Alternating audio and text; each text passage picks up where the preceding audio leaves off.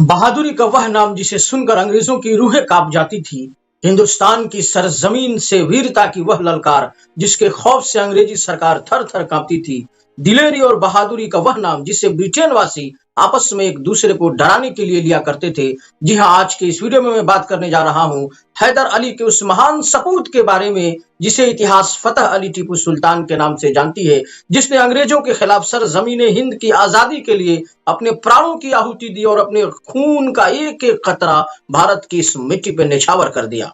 सबसे पहले मैं आप सभी लोगों का मुजाहिदीन हिंद के इस सीरीज के पहले एपिसोड में आप लोगों का स्वागत करता हूं, खैर मकदम करता हूं, वेलकम करता हूं। हम लोग इस सीरीज में भारत के उस तमाम मुस्लिम महान स्वतंत्रता सेनानियों का, मुस्लिम फ्रीडम फाइटर्स का, जिसने भारत की आजादी में प्रोमिनेंट रोल प्ले किया है, सबको कवर करेंगे, वन बाय वन करके सबको डिस्कस करेंगे। आज के इस वीडियो में फतेह अली टीपू सुल्तान के बारे में हम लोग डिस्कस करने जा रहे हैं। सबसे पहले हम लोग डिस्कस करेंगे कि टीपू सुल्तान का जन्म और उनके नाम के बारे में, कि उनका जन्म कब हुआ और उनका नाम टीपू सुल्तान कैसे पड़ा। हैदर अली की दूसरी बीवी फखरुन्निसा जब गर्भवती हुई तो आरकट के एक मशहूर सूफी संत बुजुर्ग जिनका नाम था टीपू सुल्तान औलिया आपके दरबार में, आपकी बारगाह में जाती हैं और मिन्नत करती हैं अपने सेहत और बच्चे की विलादत की। चुनांचा 20 नवंबर 1750 ईस्वी को हैदर अली और फखरुन्निसा के घर पर एक बच्चे का जन्म होता है और इतिहास इसी बच्चे को टीपू सुल्तान के नाम से जानती है।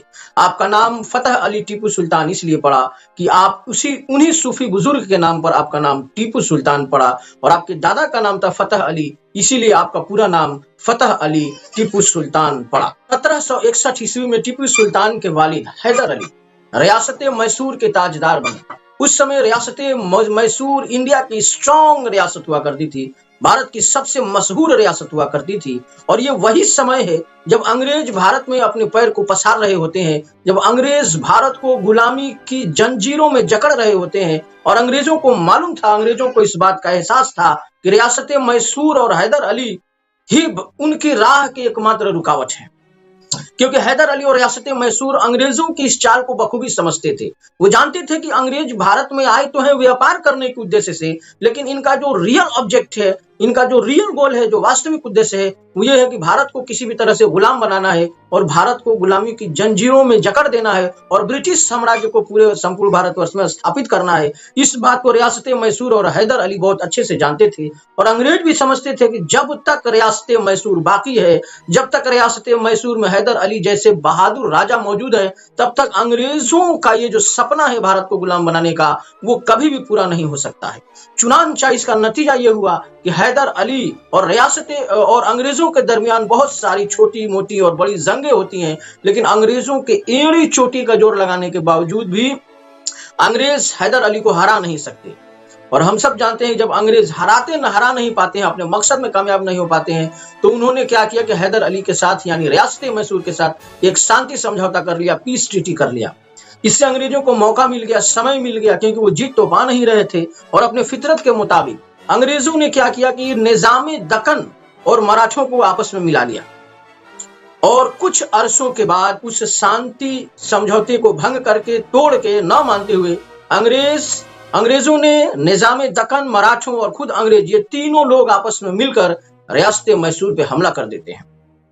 एक तरफ भारत का एक जाबाज सिपाही और उसकी फौज लड़ रही है और दूसरी तरफ अंग्रेज हैं, मराठे हैं और निजामे दक्कन की सेना है। ये तीनों एक साथ मिलकर लड़ रही है और हम सब जानते हैं कि इसका नतीजा क्या निकल सकता है।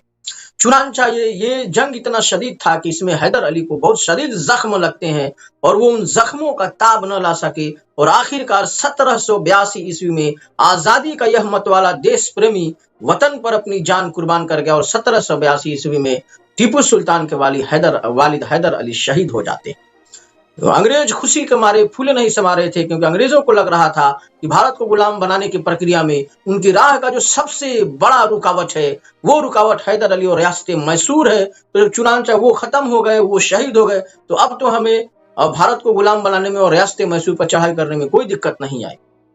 हालांकि अंग्रेजों को यह बात मालूम था कि हैदर अली का एक महान सपूत भी है जिसे इतिहास फतेह अली टीपू सुल्तान के नाम से जानती है, लेकिन अंग्रेजों का इस बात का बिल्कुल भी अंदाजा नहीं था कि टीपू सुल्तान अपने वालिद, अपने पिता से भी ज्यादा कट्टर है।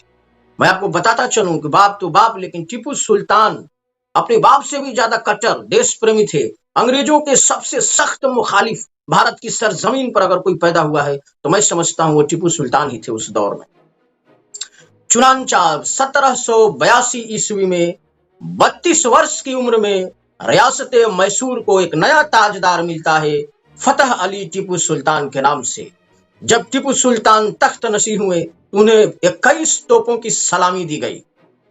आज भी पूरे दुनिया में कोई भी कहीं से भी जब अच्छा कार्य करता है तो उसे कहा जाता है कि भाई इसे तो 21 तोपों की सलामी दी जानी चाहिए।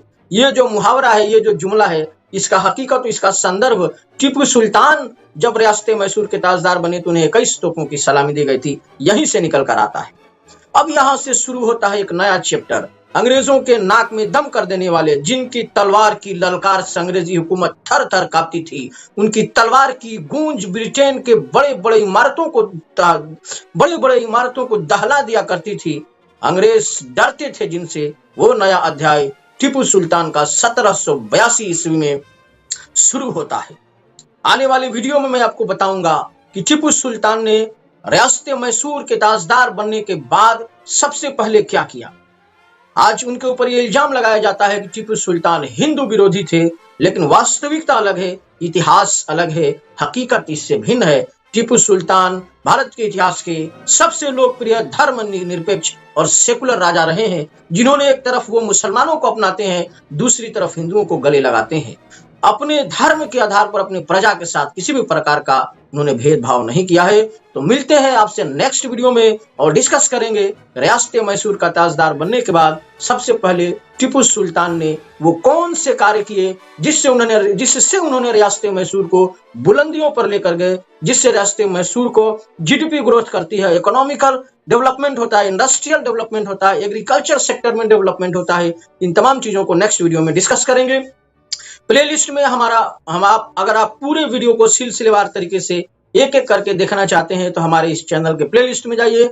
वहां मुस्लिम फ्रीडम फाइटर्स के नाम से प्लेलिस्ट मिलेगा, जहां हर वीडियो सीरियल वाइज क्रम से आपको देखने को मिल जाएगा। मकसद ये है कि हम ये बताना चाहते हैं देश के लोगों को और खास तौर पे मुस्लिम नौजवानों को कि आप अपने पुरखों के बलिदान, त्याग और उनके देश के ऊपर अपने रक्त को, अपने लहू को निछावर करने की कुर्बानियों को याद रखें। आपको एहसास होगा कि आपके पुरखों ने आपके लिए अजीम कुर्बानियां दी है और इस वतन की मोहब्बत में अपने जानों की परवाह किए बगैर वतन पे निछावर हो गए, कुर्बान हो गए।